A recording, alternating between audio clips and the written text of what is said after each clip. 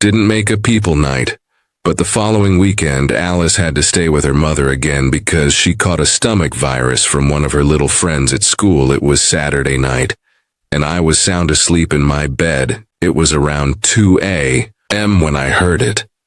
A woman's voice humming a soft nursery rhyme through the baby monitor. The humming and the soft singing got louder and clearer as the voice got closer to the monitor. I wasn't dreaming too. I mean, I could hear a woman softly singing lullabies in my daughter's bedroom. I had never been so scared and dumbfounded in my life. I was feeling a mixture of pure terror and just disbelief. Then the voice spoke out, "Have sweetie. Are you awake?" Adrenaline shot through my veins. I jumped out of bed and locked my bedroom door. I picked up my cell and I called Steve from next door. He didn't waste a second too. As soon as I got off the phone with him, I heard him storm out of his back door screaming, "Don't you move." I ran outside and found him aiming a shotgun at a woman crouched outside of my daughter's window, the one that I had left open after her main never closed. Steve quickly dropped his guard when he recognized the woman. It was Jean, the neighborhood maintenance woman. Steve's wife came running out after him and confirmed that it was her Jean played. Dung said that she was not singing and didn't even know my daughter's name. She said that she was near my daughter's window because she was doing a weekly patrol for gators and thought that one approached our house from the lake or something. That was bull, though she was singing. And she called out to my daughter by name. Yes, it's true that there have been a few gator spottings around the neighborhood. And yes, part of Jean's job was to patrol the lake at night every now and then. But at 2 a.m. I obviously knew that it was Borland, even though neither Steve or his wife called her out. And I could tell from the look on their faces that they didn't believe her. Either the next morning I went over to Steve's house to thank him and tell him exactly what happened. He told me that Jean and her husband have been known to be in a little cuckoo, but this was by far the craziest thing to happen so far. And Steve, the absolute saint, helped me install metal bars on Alice's window.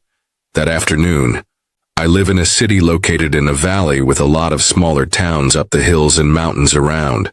So it's part of the local culture for teenagers and young adults to visit these smaller areas during the winter to drink, smoke, and hang out with their friends.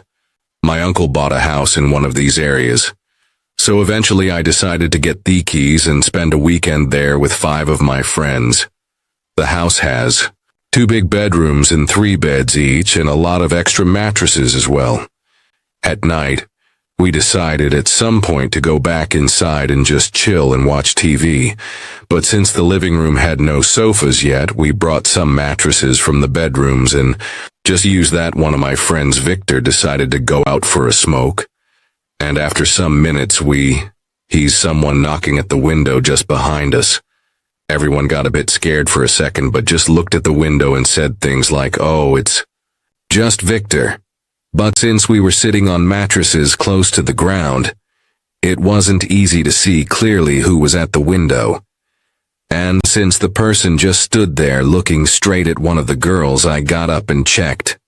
I saw a man who somehow looked a lot like my friend, but a bit more fat and older than him, I guess, as I came to the conclusion that it was a stranger.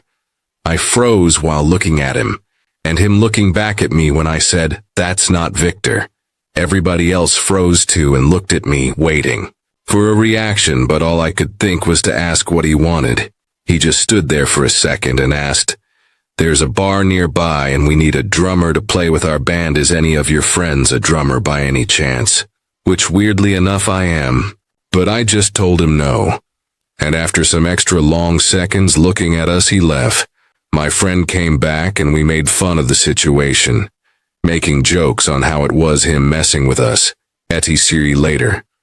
Most of the group decided to sleep in one bedroom and leave. The second for me and one of the girls, since they saw us kissing earlier. But we all go to bed. But some hours later, I wake up to the girl shaking me in horror and whispering that she heard something coming from the kitchen. So I get up, tell her to lock the bedroom when I leave and go check the sound, like the who always dies first in the films. And as I pass by the second bedroom, I think about calling someone else to join me, but as soon as I see them, we're all sleeping. I hear something in the kitchen's window. I quickly move there in silence, check around, and as soon as I find one, I grab a knife. The door opens right in front of me at this point. And it was that same guy. I knew it was no joke since I just saw me friends sleeping. It probably took like 5 to 10 seconds of just staring at each other, but it felt like an eternity. While still holding the door handle, he made a slow movement with the other hand towards something under his shirt, which was probably a gun or a knife, but I also lifted my hand showing him the knife, so he stopped.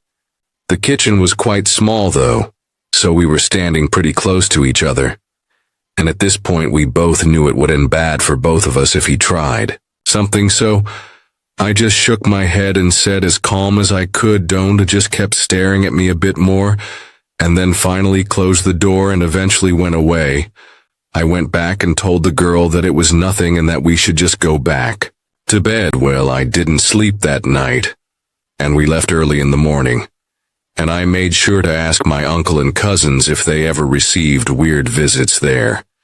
They said that the only person who ever goes there at night is the old neighbor when his wife doesn't let him arrive drunk at home, so he grabs my uncle's rocking chair to sleep until he gets sober, and obviously that was not this guy. Now every year my friends talk about spending another weekend there, but I always make an excuse, so we never go through that again, and they never know what happened. It finally started raining here, so I took my 14-month-old mushroom hunting over the weekend. It was later than we normally go, and the sun goes down much earlier, but we were taking a quick trail to the river and back in hopes to finding something. We took a wrong turn, and we ended up going through a big field, which the trail would take us back around to the main trail to the river. As we walked toward the main trail, the last group of people had left, and it was just me and my son. We walked along, and out of a thicket side trail came this weird man. He had a dog with him that was alerted his side. He was staring at us as we walked closer towards him. Then he started waving at us. This really weird sort of slow wave. I was immediately uncomfortable and goosebumpy, but didn't want to be impolite. So I half-heartedly sort of weighed back while staring back and telling my son to slow up a little. I didn't want to actually meet up. At the junction, after a full minute of us dawdling, the guy slowly turned and began walking down the trail toward the main trail. I was weary, walking, didn't want to go too fast, and we stopped to look at some plants, so the guy and the dog got a bit further down this trail, which curved to the right and continued on 2 blocks to the junction. I was thinking, if this is a creepy experience, this dude will be waiting around the corner for sure. And sure enough, he was standing at the junction off to the left and toward the parking lot, and to the right was a 0-6 trail to the river, but the dude was just standing there with his dog staring at us, not moving an inch. Both my son and I were like, holy heck, what the heck is this guy doing? Well, let's keep wide to the right, and saying that he looks old, we could run faster than him, and just generally planning for freaky deaky just in case he kept staring at us as we approached. I asked if he was okay, and kept staring back, and he was greasy, head tiny round glasses, a blue windbreaker, played long shorts, about 50 years old. His dog was Asmal Beagle mix. He didn't answer me at all, just sort of kept staring, and we turned to the right and walked about maybe a block. I had my phone cam facing me so I could catch him over my shoulder, and the only movement was him slowly shifting his direction to continue staring at us. It was weird, and I had these real predatory vibes watching him do this. It was moderately unsettling, his stare, and made more so by his lack of response, emotionless face, weird tiny glasses, slow waving us like a zombie. But he did leave, because on our way back, he was no longer standing on the main trail when we got there, It was a strange experience, and something told me that this guy was up to no good. So why a 20-year-old female live with two other women, but our boyfriend's day ever. Frequently here I was outside with my parents and boyfriend handing out candy to some trick-or-treaters when I see my neighbor come outside.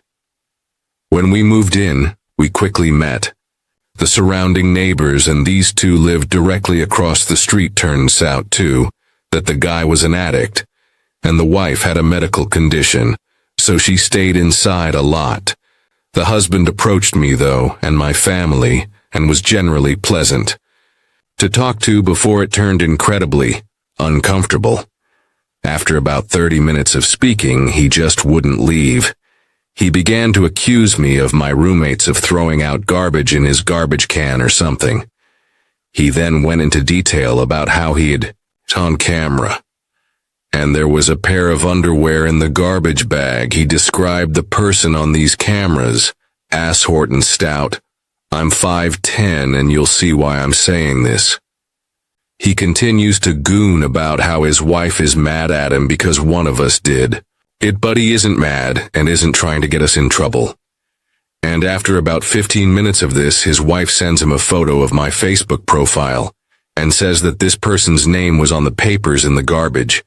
At this point, my parents went in, and my boyfriend and I are alone with this man, and he's saying that I must have done it and kept asking why I put these underwear on top. But my roommates and I have never thrown anything in his trash. I found their Facebooks and blocked them because it creeped me out. And he said that his wife tried to call the police about it. Apparently, my parents sort of brushed it off. But I don't know. I feel a bit uneasy about this. What do you guys make of this? When I was 9 years old, two of my sisters and I were nearly kidnapped. We were visiting a paternal wine cool in a small rural town in the U.S. My sisters, aged 8 and 6, and we had walked a block or two to an elementary school to play in the playground.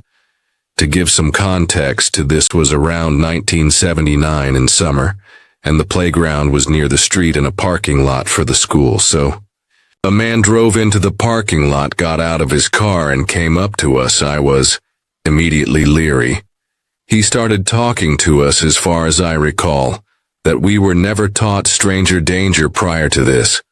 In fact, we were told to always be polite to strangers, and this man, he kept trying to convince at least one, if not all three of us to leave with him.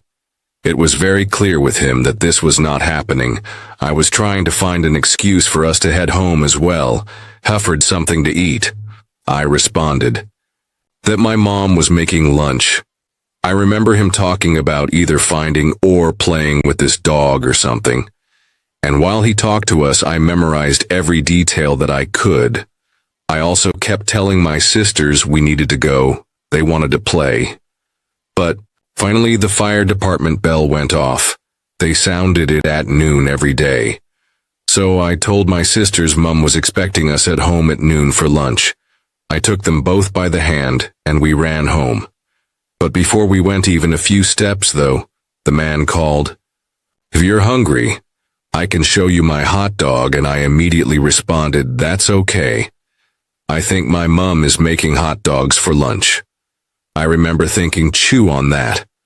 But when we got to my uncle's house, my mum was in the kitchen making lunch. Ironically, she was making us hot dogs too. I tried to tell her mum about what happened, and she just wasn't listening.